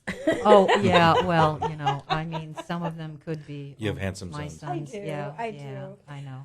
And what was really cool, I got to tell you, Mega TampaCon, I was just at this weekend, and I had one of my other producers go and do some interviews, and the gentleman that opened the show, remember from Austin Powers, Peter? Yes, Mini-Me. Yes, Mini-Me. So we had to ask him, can you say Dawn Reese Show, Hollywood Connections? And he goes, I'm not going to say Mini-Me. I'm not going to say Mini-Me. And I said, don't tell him that on there. But Vern Troyer. Yes. And then we had Henry Winkler. Very nice. Yeah, he wants to come How on the was he? show. He was the sweetest, the Fonz. Really? Did nice guy. Pick a jukebox here and there? Or? You know what? No, actually, I met him years ago when I was like this beauty queen in Milwaukee Brewers on the field, and he came out, their bus broke down, and I got up in front of the whole audience, and I told the story. Everybody went nuts afterwards, and Henry Winkler, then we got to meet later. And then he's like, yeah, I'd like to come on your show. And I said, I had Clint Howard on before, and people that I've worked with. And then the cool thing, the guy plays Hercules, Sorbo, right? Kevin Sorbo. Yeah, Sorbo. Yeah. And he said, I want to come on the show. He was there? Yes. Oh, they didn't even announce him. In the paper. No, they say he was didn't. Yeah. He was a surprise guest. Probably, yeah. Those are, you never know who's going to be there. I sold him once on the phone. Really? Yes. What were you selling, Peter? I was selling vitamins, and I was selling insurance. But wait, did he buy the vitamins or the insurance? He bought it all. Wow. It's up in downtown. It's Hercules. I got you. That's how he got his muscles, was the vitamin and There you insurance, go. right? Well, it's also exciting, too. We don't start no rumors now. Well, also, too, is next week we're trying to get John Schneider here from the Dukes of Hazzard. And from Smallville. Dude, Yeah. Wait a minute. You got John Schneider here next week? We're working on it. 8 o'clock Friday nights when I was a kid. I swear, that was it. Dukes of Hazzard. I grew up in Alabama. Ooh, buddy. Dukes of Hazzard. Well, then you got to come back next week if Never he's in the meaning studio. no harm. I'm in trouble in the laws. For me, it was This is the day I Smallville. was born. Really? I liked him in Smallville. He was great as Clark's dad. Yeah. You got to take the mic. I almost had a part on Dukes of Hazzard from a friend of mine, Marty. Were you going to play when the I Yankee? lived in Oakwood in 1976. Boss I had hog. no damn idea what I was going to do. Huh. But Marty said, I can get you a spot on that Dukes of Hazzard. I got a scene in that. Is that an agent you had? No. Okay. No, I was freelance at the time. I was making too much money with I was selling exotic cars out there. Okay. So I was making too much money to be going to play acting for $80 a day plus take out tax. Yeah. Big But you money. ate good. It's not about the money. my It's about the love of the craft. Did they not? Yeah, I know. But I had to eat. I know. You still got to eat. And he was young. And I was young, and I had a lot of girls. I was good looking. With your accent, I'm wondering what they were casting you in. Is like the evil New Yorker coming down. Yeah, and I'm getting casted for that now. That's amazing. You're good. You have a great perception. I can see it in your eyes. Because, I mean, it's Dukes of Hazzard. I mean, come on. well, the thing is I could see that you know your business because everybody picks me out for a sheriff or a crooked sheriff. Oh, I like the crooked sheriff. Or a captain. Or a detective or something. Or believe it or not, here's a switch. Mob Boss. That works. Yeah. That's the same thing. I could see that. Are you really But playing guess that what? role? I'm completing a movie now called Always Live, Laugh, Love, and I play a brain surgeon.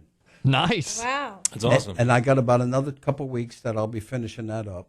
And, it's turned out. That was a big switch from, hitman or whatever the case may be, gangster, cop, New York, to you had to see the scene. Everything had to get shaved off. Oh, yeah. Cleaned up, tied, the whole bit, But it turned out pretty good. Yeah. And I'll show you guys. Wait, so you did get the gig then? Oh, yeah. I always get them. I don't even need auditions. He had to go legit. That's good. I was going to ask you, did you not think they ruined Dukes of Hazzard with that movie they remade of it? No. Oh, God, yeah. That's like Starsky and Hutch. Now, wait a minute. I was right. okay with it because it was a spoof and kind of comedic. What I wasn't good with Dukes of Hazzard was when Bo and Duke went away and they replaced him with the half-wit cousins. It was like, let me tell you something. What are we really doing here? Excuse me for interrupting, but there is nothing like the original cuts and everything. I have a 78 Lincoln Mark V outside. Nice. You go tell me the Lincoln today compared to that, and you'll know what I'm saying about the remakes of all these things. Now, did you know that the Dukes of Hazzard actually was a show spun off of an original movie? Now that I didn't know. I didn't know that either. Yes. I think it was the something Hazard County something or other is what they called it. And I believe Uncle Jesse was actually in it. And it was a feature film? Now we've gone random at this point. That was a feature? A feature film? Before Dukes of Hazzard came out. Really? Wow, when I come back next week with the I'm showing Dukes my of inner Hazzard redneck. with John Schneider here, I got a model of Dukes of Hazzard. I'm going to bring it in. That's cool. But also, do you know Johnny Martino? He's a friend of mine. He played in The Godfather. He played Pellicado. He lives in Ormond Beach. Oh, right Johnny on. does a lot of things. I think I remember him. I don't know. I might be able to do something. You call him up. We'll take care of Sonny and Michael. I like that. Well, I have a special Everybody surprise. does. I have somebody on the line. Actually, we're going to add another addition to our show, Peter. Great. I know. This is really cool. He actually has a production background, which helps you, too. You never know with Blue Water Media. Mm-hmm. And he's in Orlando, Florida. He's branching out to Tampa. Amazing cameraman that did some work for me at Ellen's fashion show. Yes, and Bob, are you there? Oh, I'm here. Hi, Dawn? Bob. Yes. Hey, Hi. thank you so much for inviting me on the show. Oh, it's no. been a pleasure watching you guys live. Are you watching us? Oh, yes, I've been watching. It's great. I don't have my no cameras. Yeah, I don't have my beautiful backdrop today. My husband couldn't find the staple gun, and usually I have like a tropical scene or a Hollywood scene. No worries. It's going great. It's a lot to banter. It's really fun. Thank I'm excited you. to be here. Thank you. We're excited to have you a part of Hollywood Connections, me and Yvonne, and tell us about what you're going to bring to the table for Hollywood Connections.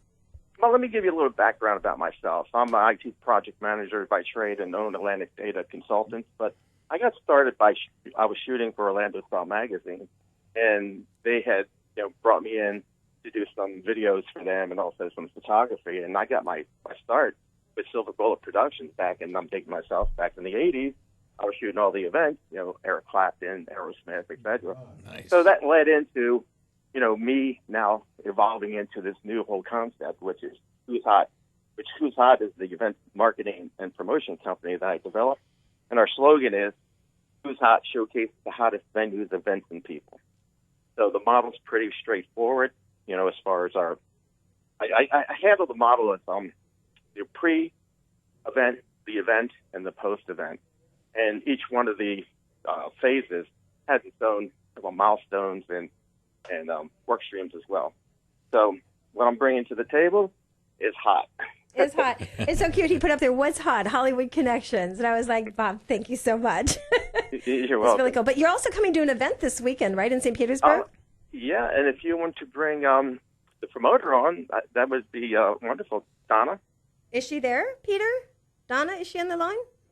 We got Dawn on the line. Maybe it is Donna. Hold on a minute. Donna? Yeah. Okay, there's a fun event coming to St. Petersburg, but also, too, is everybody this weekend, I want to tell you, the Wine Festival, I set up a promotional table booth. If there's anything you want me to pass out with you, I can do that as well. We're going to be at Safety Harbor from 5 p.m. to 11. It's free. There's 2 bands on each stages. And Safety Harbor? This weekend on Saturday, I'm doing that with Station for Tan Talk Radio. And then we have a big veterans event coming up on the 12th in St. Petersburg. So that's all going to be on HollywoodConnections.biz, and we're helping the veterans as well and giving back, and we're really excited. I'll be hosting that. Okay, so Donna, are you there? Yes, I'm here. Hi, tell us about your event this weekend. Hi. So my event is called Cars and Couture. It's Motorfest weekend, 3 days long. So the first night is Friday, and it's the gala. So we feature exotic cars, a fashion show. We're raising money for Autism Speaks. And then the second day, we're doing a drive for performance car drivers, and we're raising, again, money for Autism Speaks as well as awareness. And we drive from St. Pete all the way to Sarasota. On Sunday, we're doing a vintage car show and fashion show at the Yacht Club. So it's a 3-day event of cars and fashion. Ooh, Peter, we have to get them to call on Robert's show tomorrow, too. Yeah. Sounds. Yeah, well, actually, that would be Tuesday. Oh, is he Tuesday? It was Tuesday, yeah. Oh, okay. 7 to 8. Oh, darn. Well, at least you're promoting it now on my show. Yeah. Awesome. And where do Thanks for having me. Oh, no problem. What's a phone number or website they can go to? It's carscouture.com. There you go. And when is that event again? Is that a Saturday? This Friday, Saturday, and Sunday. What time is that? Well, it starts at 7 p.m. Friday, and then there's events going on until 4 p.m. on Sunday. Oh, okay. Okay. Yep. Very cool. Now, I want to keep you both on the phone. Now, Bob, I have this amazing gentleman here, Andy, from Blue Water Media Productions. And, do you have any questions for Andy? No, actually, it's a pleasure listening and learning as well. But I don't have any direct questions. But you're a cameraman. You know how to edit, do all the work as well. If there's something coming up, you guys have to connect. Okay, that sounds great. I appreciate it. Yeah, right on, Bob. Bob, have you on the event side of it, how much do you deal with when you're, so much of what we see now when we do with the event side, it's all about creating that one, not only the experience, but two, how do you stream and how do you spread that experience beyond, the side of it. So we do a lot of marketing, and the experiential marketing side of it is hugely event driven, but it's about what content comes out of that event that gives you the legs of it. So so much of our, so much we see in that business on the event side is moving towards capturing the content, distributing that content, making it live, having the interactive nature of it, and then ultimately for the event that you're involved with, creating some kind of consumer engagement, long term. Are you seeing the same kind of events there and the same kind of needs there? Exactly. And I have a 90-90 rule. So I work with a promoter, I work with a venue 90 days prior to the event and 90 days after we put in the marketing gear. Right on. So you got phase 1, phase 2, and phase 3. Essentially, the beginning coming in on the pre-side, we're doing marketing, we're getting sponsors, we're getting advertisers. We're also posting on social media, hitting the websites, posting out there. Contact manager, I got 15,000 emails in my database that we send out emails to as reminders, and also flyers. We'll saturate the area with flyers where the event is. Now, when the event happens, we come in and essentially I call it documenting. We'll take photos, we'll do videos, we'll do live interviews, we'll do live streaming. And then after the fact, so the event happens, everyone's had a great time. So we show that. We show people, hey, you missed it, but it could be an annual event. It's coming back again. But we post the videos, we post all the interviews, the live interviews, and also post the next event if they have another event coming up. Yeah, dude, we throw a crazy Halloween party every year, and if you look on Facebook right now and you see it, the pictures that are starting to post and coming out of that, it's insane the amount of traffic that stuff gets. It's funny, not to interrupt, but we did the same thing. It was incredible. We went downtown Orlando and just stood in the street. They closed Orange Avenue off, and we're shooting everything in sight and got some really amazing photos. Even Pee Wee Herman showed up on his bike. It was really funny. It was good. That's good. Oh, well, that's another Hollywood Connection. That's what this is all about. And we want to thank you, Bob, so much for calling in. We're going to start playing some of your interviews here on the show and making you a part of Hollywood Connection. So people say, where are you airing? You're airing. You're airing. Which is really super cool. We look forward to having you in the studio with us as well. If you can get in here next week. Yeah, I'll be there. That's for sure. Awesome, Bob. Thank you so much, and thank you for your events that are coming up. All right. Thank you. Thanks for having me. Thank you. It. All right. God bless. All right. So anyways, back to Blue Water Media. Now, let's see. Can you tell us some of the commercials that you shot there, Andy? Or good. Infomercials? Or Years and years ago, we did one of the ones that really kind of set us off called Magic Jack that ended up doing $1 billion in sales. So that was one of the cheapest commercials or long forms we were ever involved with. Wow. And it had one of the greatest results. But since then, as the time has gone by, oh my goodness, we've shot everything from security-based products for iPhone pieces. We now do Philips, so we're reworking Philips air fryer with Gordon Ramsay this year. We just shot Anne Burrell last year for Chef Anne Burrell for a product called Corvex. We just shot Wolfgang Puck recently and are doing some new stuff with Wolfgang that'll be coming out shortly. We had a great experience a couple years ago. Shot with Kid Rock, which was fantastic. Shot over about 6 weeks with him. Tons of different products and brands that we get involved with and really market. We also work with groups like Fleischer and Wolf, which is a product line and pan line where we build the brand identity for it all the way out, the entire online presence, everything the way it's going to look inside the store from a retail placement and all of that, and then create the supporting content around it. And that product is an unbelievable product because it was cool because it was developed from the idea of the consumer in mind from the front end of it. And then our favorite one we're working with right now, or my personal favorite we're working right now, is Skinny Water Culture, which is a locally grown lifestyle brand here that for here in the Pinellas County that we're helping to redevelop that brand and take it to on a national basis so it really starts to reach out from that. But that's such a cool brand and so much of a targeted lifestyle feel that it's fun. So we kind of touch a little bit of everything. That's awesome. And then we also get into, we've done documentaries like on zero energy home building with Mark Ruttenberg Homes, those guys, and created documentaries that really look inside solutions for today. So in one sense, we know we have to feed the master and do the commercials, but we also love to do a lot of the other work that's much more creative. We just shot a pilot, actually working with Tony. Tony Armour has been fantastic. Support. I'm so glad that he's on board here, working with the Film Commission, because it's finally good to have one that's active and really working, to make the community better. And he's been a great support for us. And we just shot two different one web series in connection with him, and then shot a pilot for a show that'll be coming out soon called Lost In. With a guy named DJ Barbecue, which is one of the most funny characters you'll ever see in your life. Excuse me, do you know Ryan Tarrant? You have to talk at Mike. Say again? Ryan Tarrant. I don't. He just joined the Film Commission. He's He's a marketing director at the Marriott in downtown St. Yeah, I haven't met him yet. Oh, okay. He just joined the Film Commission. He's working with Tony a lot. Great, right on. Isn't Kelly from Level Model and Talent as well? I think she was working with the Film Commission something.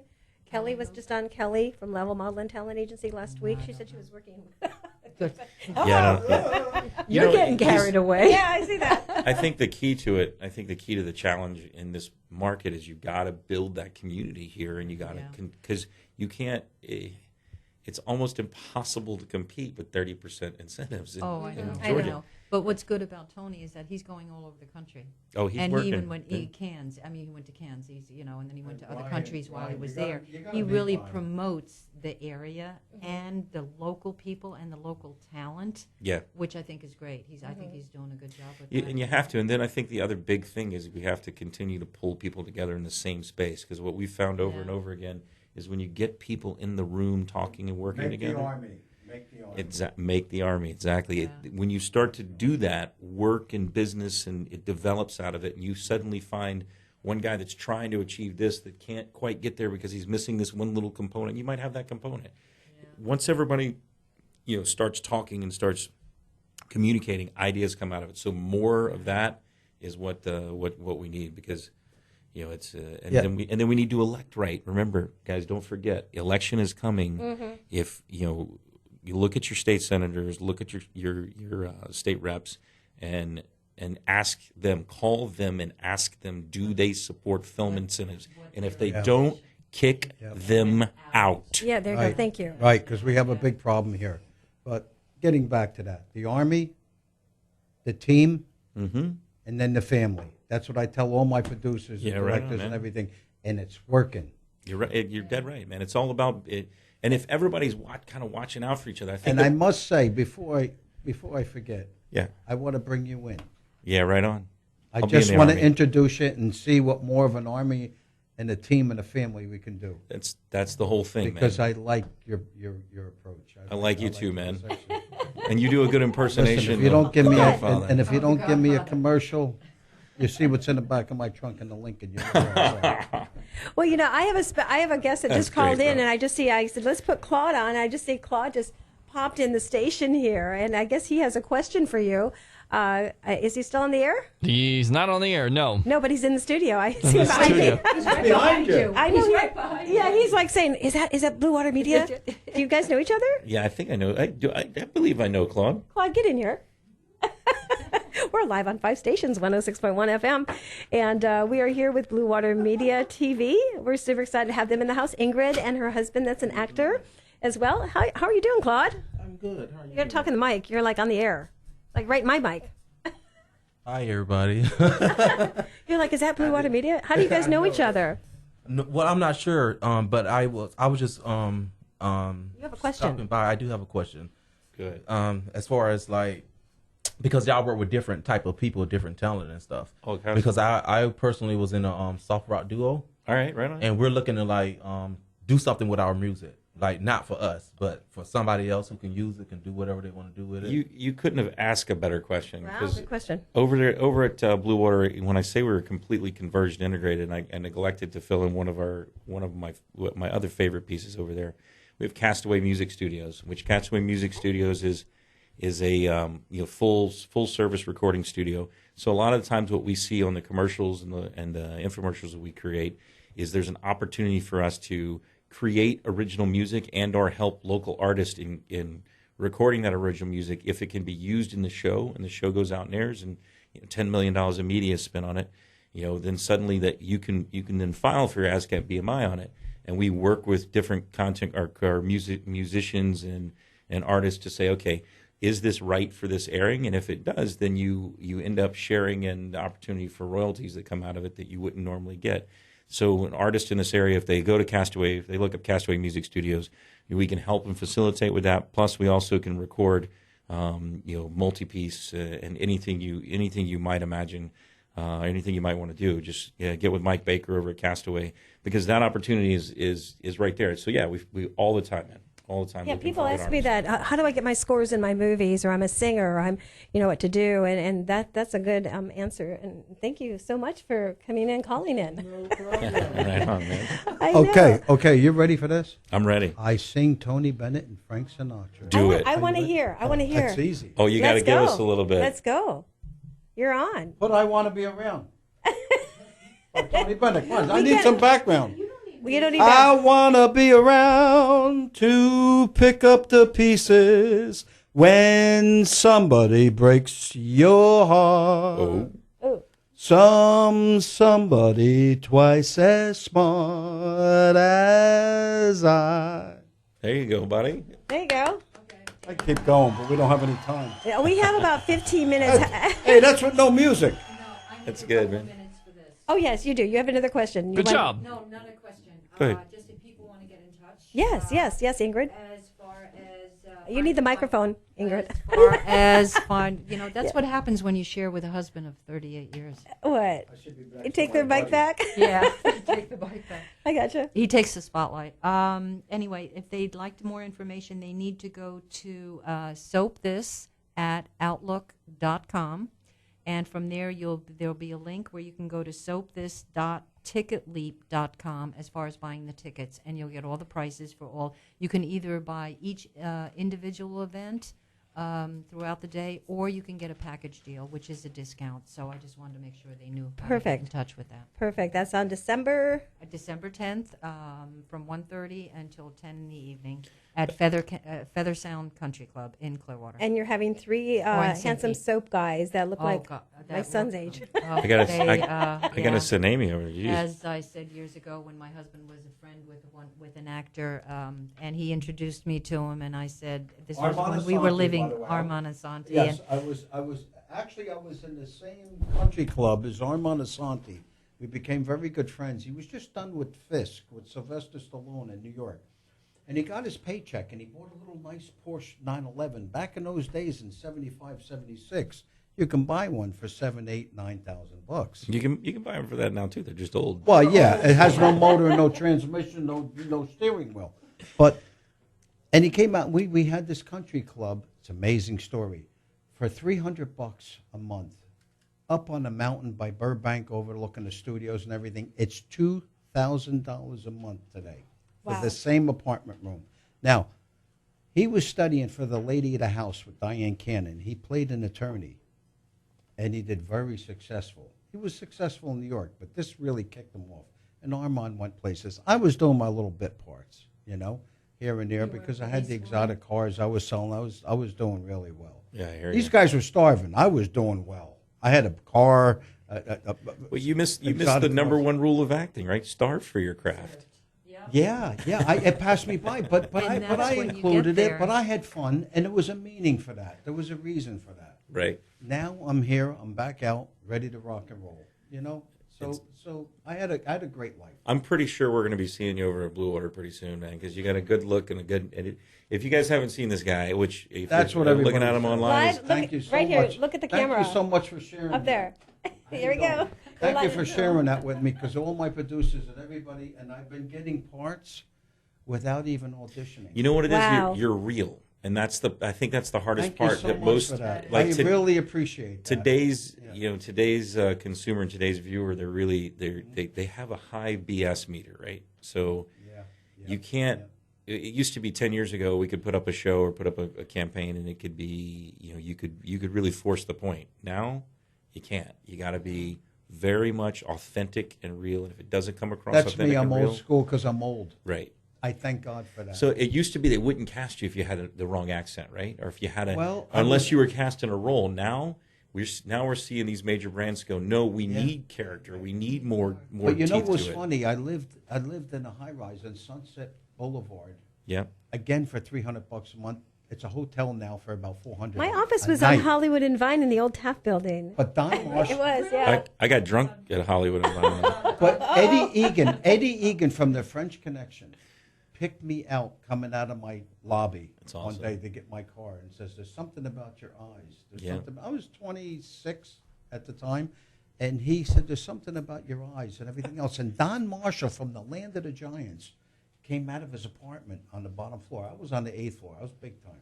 Yeah. But anyway, he came out and he was already finished, I think, with the Land of the Giants, because that was like the 60s. I'm watching it now on Bright House on some MeTV or something. But anyway, so we both got parts in the French Connection 3 or 4, whatever it was. Right. But Eddie, he went in a different direction. We had it all casted. We had all kinds of movies going and everything. Don was in with me and everything. Yeah, right on, man. And the thing was that he just went in different directions and everything else, and I went in different directions, and I was doing bit parts. We just lost control. But that community at the time is what you had. You had like this. I think people forget that as certainly, Hollywood and LA, that kind of spread out, and some of that has now made the exodus because of incentives everywhere. Yeah.